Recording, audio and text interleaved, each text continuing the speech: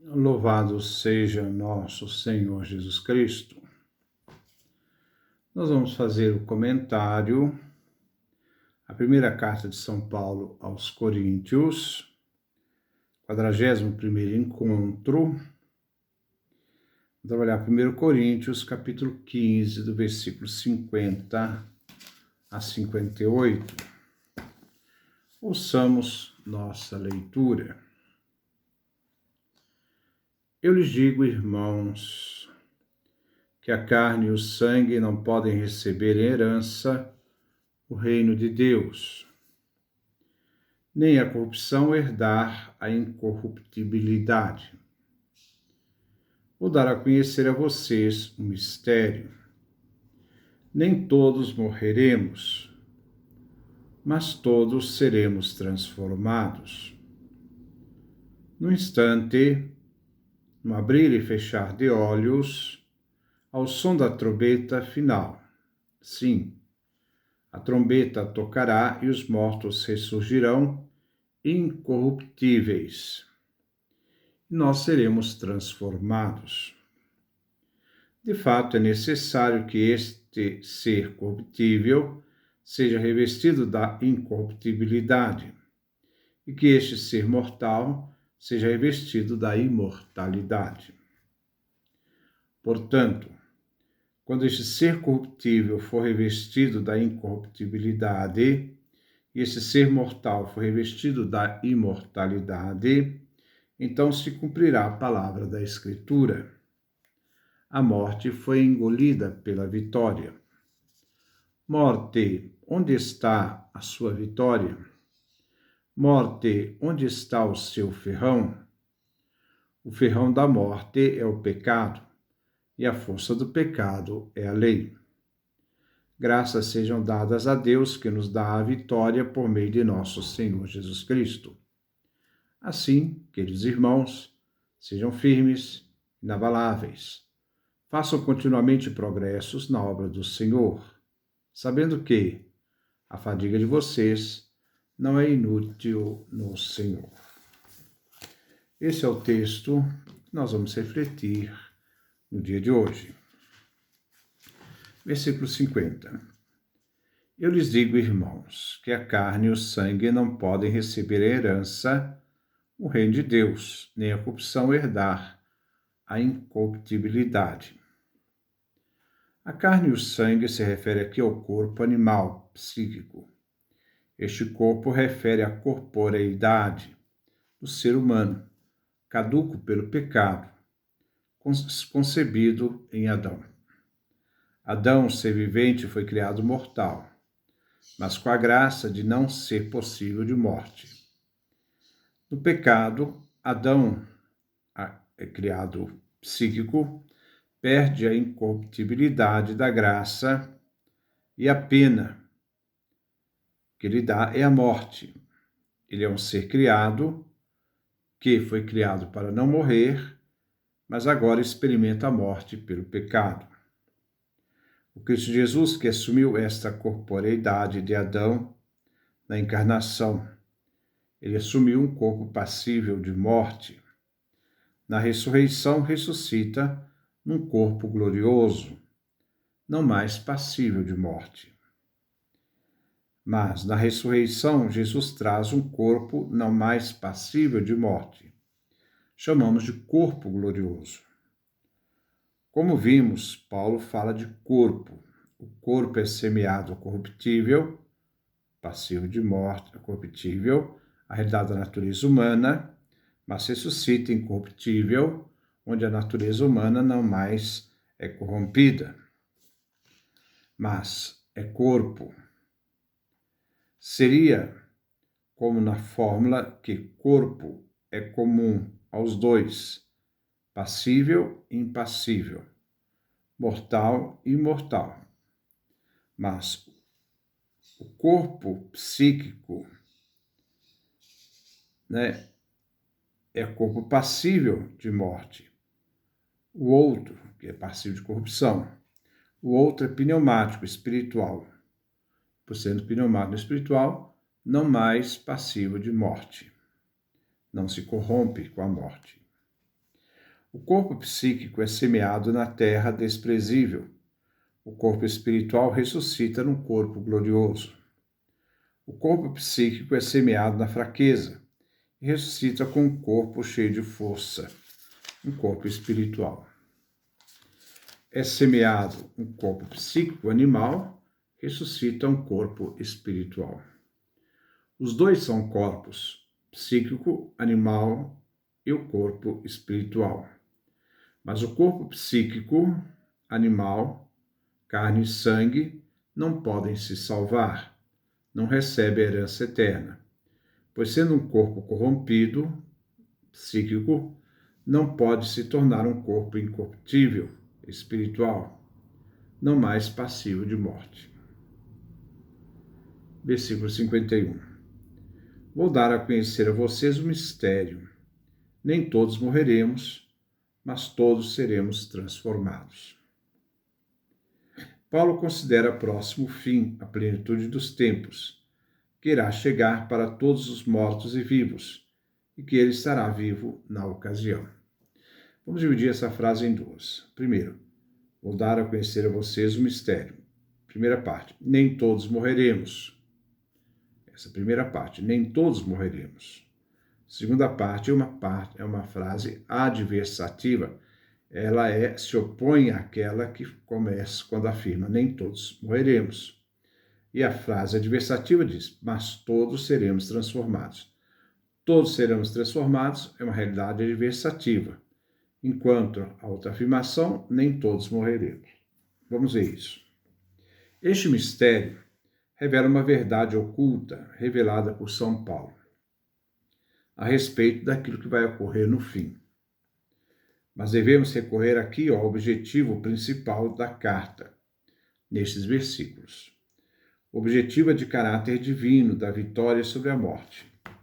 Se trata aqui de uma ação divina, de uma graça, que revela a força de Deus diante da realidade humana, psíquica, um corpo corruptível, isto é, corpo e sangue, e a realidade de um corpo incorruptível, isto é, um corpo espiritual.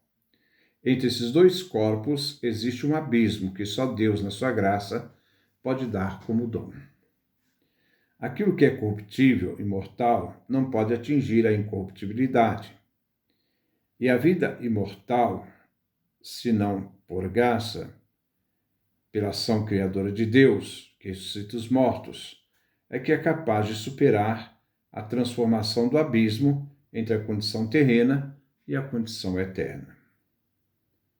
Embora na perspectiva iminente de Paulo, que o fim está próximo, mas nem todos morremos, mas existe uma condição que Deus dará a todos. Todos, sem exceção, seremos transformados, isto é, os que vivem a fidelidade em Deus. A transformação de um corpo corruptível, psíquico, animal, será um ato divino que transformará o homem num corpo glorioso, incorruptível, pneumático, espiritual, não mais passível de morte. Versículo 52. No instante, no abrir e fechar de olhos, ao som da trombeta final, sim, a trombeta tocará e os mortos ressurgirão incorruptíveis e nós seremos transformados. A distinção entre vivos e mortos quer reforçar a igualdade no destino de ambos e está relacionada à natureza da pessoa humana. A trombeta final é uma expressão usada pela literatura apocalíptica a fim de expressar o dia da parousia, o fim, significa o anúncio solene do desígnio divino. O momento do anúncio será fugaz, um instante, inesperado e curtíssimo, quando os mortos ressuscitarão, trazendo os corpos incorruptíveis, quando os fiéis serão transformados. Receberá então uma nova forma de corruptíveis para a forma transformados incorruptíveis. Versículo 53. De fato, é necessário que este ser corruptível seja revestido de incorruptibilidade, e que este ser mortal seja revestido de imortalidade. Necessário, sem o qual não se pode participar da eternidade em Deus. O ser corruptível está na ordem do ser, aquele que está aí, que se faz presente neste mundo, que se manifesta neste mundo e que é possível e que é passível de morte. Deve se tornar agora um ser revestido de incorruptibilidade, se tornando um ser imortal. Um ser que teve um início como criatura e que se torna imortal, né? Com a incorruptibilidade. Não mais se corrompe. Devemos ter em mente que a incorruptibilidade e a imortalidade não são sinônimos. A incorruptibilidade é aplicada aos seres naturais, não aos anjos. Paulo atribui esta compreensão do termo visto a partir de Deus, referindo à mudança radical que os seres precisam, né, passar. Para se tornarem eternos, né, eles devem passar da corruptibilidade para a incorruptibilidade. A metáfora de vestir a nova condição, isto é, o que é corruptível por natureza da criação, deve se vestir da incorruptibilidade. Se tornar um ser incorruptível significa, então, passar de uma identidade que, pela graça divina, se transforma. Assim, o que é ser mortal se torna imortal. Então, corruptível refere à natureza dos seres que são seres que vão se destruindo, são seres que vão se acabando, são seres psíquicos, animais. Tem um início, tem um fim. Há cada vez mais uma realidade de decréscimo, vai se morrendo aos poucos, né? Vai se corrompendo aos poucos. A incorruptibilidade mostra uma realidade do ser humano que foi criado corruptível, mas em determinado momento se torna incorruptível, não mais se corrompe. Essa é a realidade da natureza. Mas a realidade daquilo que é mortal, aquilo que morre, né? Depois nós vemos a realidade daquilo que morre se transforma no ser, aliás, o ser psíquico se transforma num ser, né, imortal. Vejam que são seres. Ser está na dimensão da essência, do ser que está aí. Um ser corruptível se transforma num ser incorruptível. Um ser mortal se transforma num ser imortal. Versículo 54. Portanto, quando este ser corruptível for revestido da incorruptibilidade, este ser mortal for revestido da imortalidade, então se cumprirá a palavra da Escritura: a morte foi engolida ou tragada pela vitória. Paulo aqui não fala de corpo, fala de ser. Ser significa aquilo que ex iste. Ex é uma expressão latina que significa para fora, que se manifesta, que pode ser conhecido, a sua realidade, a sua essência. A palavra essência vem do verbo ser. Então, quando ele fala de ser, ele fala de alguma coisa que existe. Uma coisa que existe, uma realidade temporal, corrompida, e depois uma realidade desse mesmo ser transformado, revestido da imortalidade. A distinção, o ser corruptível, se referindo ao status de sua natureza como ser criado, não se aplica aqui aos anjos. Deve ser um ser revestido de incorruptibilidade, que não mais se corrompe pela ação do tempo, Cronos, o Cronos que engole e devora a vida humana e se vai se desgastando. E este ser mortal de morte, porque a morte é a pena do pecado, foi revestido de imortalidade.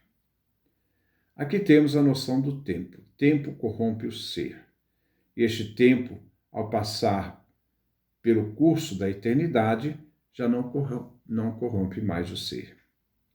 Diante disso, se cumpre a palavra da Escritura: a morte foi tragada, engolida pela vida. Paulo citará de forma livre Isaías capítulo 25, versículo 8 e Oséias capítulo 13, versículo 14. Paulo personifica aqui a morte. A citação, de Paulo, faz com que este canto do hino de vitória se torne uma dimensão profética. Como a morte engoliu a vida, engolir, tragar, significa dar sumiço às coisas velhas, sem deixar resto, agora a morte, que tudo engolia, tragava, agora veio tragada pela morte e ressurreição de Cristo. Versículo 55. Morte, onde está a sua vitória? Morte, onde está o seu ferrão? O ferrão, aguilhão, era uma vara com ferro na ponta, usado para tanger uma tropa de bois. Lembra uma forma de escorpião. A pergunta é retórica. A pergunta quer afirmar que a morte foi tragada pela vida em Cristo. Então ela perdeu, ela não teve vitória. Aquilo que aferroava os seres humanos, perdeu sua força em Cristo Jesus. Então a morte foi tragada. Versículo 56. O ferrão da morte é o pecado, e a força do pecado é a lei. O pecado, a morte e a lei não desempenham nenhuma função nas cartas, na teologia de São Paulo em Corinto. Embora na carta aos Romanos se torna conceitos chaves. Os Romanos, do capítulo 5 ao capítulo 7. O pecado é um aguilhão, uma arma ofensiva que a morte empunha. O pecado leva à morte. É a lei que dá, que reforça essa arma, que é o pecado. Assim, a lei divina, enquanto vem dirigida aos seres humanos rebeldes, provoca desobediência e o afunda, mais na rejeição. A lei vem instrumentalizada pelo pecado, tornando-se assim operante nos homens, levando-os à morte final, isto é, à perdição. Versículo 57. Graças sejam dadas a Deus que nos dá a vitória por meio de nosso Senhor Jesus Cristo. A nossa vitória sobre a morte é graças a Jesus Cristo, que na sua morte e ressurreição nos fez participar da imortalidade, da sua imortalidade. Por isso se deve agradecer ao Pai, que tudo realizou em nosso favor por mediação do seu Filho amado. Jesus nos libertou do pecado, da morte e da lei. O Pai nos dá essa vitória por meio de Jesus Cristo. E versículo 58. Assim, queridos irmãos, sejam firmes, inabaláveis, façam continuamente progressos na obra do Senhor, sabendo que a fadiga de vocês não é inútil no Senhor. Paulo termina este capítulo com uma exortação à igreja de Corinto. Os coríntios não devem ficar parados, mas devem colocar mãos à obra, devem agir, serem operantes. Devem manter as posições com firmeza, resistindo aos que negam a ressurreição. Esses aí são chamados espiritualistas. Se deve progredir nas obras da salvação do Senhor. Então, se opor a esses espiritualistas que negavam a ressurreição dos mortos.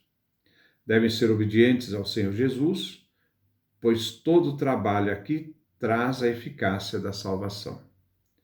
Deve-se anunciar a salvação na história concreta e viver da fé recebida. Paulo, neste fim, retoma o tratamento de irmãos, acrescentando a expressão amados. Paulo quer ter a garantia de que conseguiu fortalecer aqueles que haviam enfraquecido na fé, bombardeados por esses espiritualistas, a fim de que sejam fortalecidos, que não mais se deixem enganar e que dediquem, unidos na edificação da igreja e em propagar, anunciar o evangelho anunciado por Paulo, o evangelho que nos fala de Jesus, o Salvador. Deus e Salvador. Então, que Deus nos dê a sua graça, a sua bênção, a sua face resplandeça sobre nós.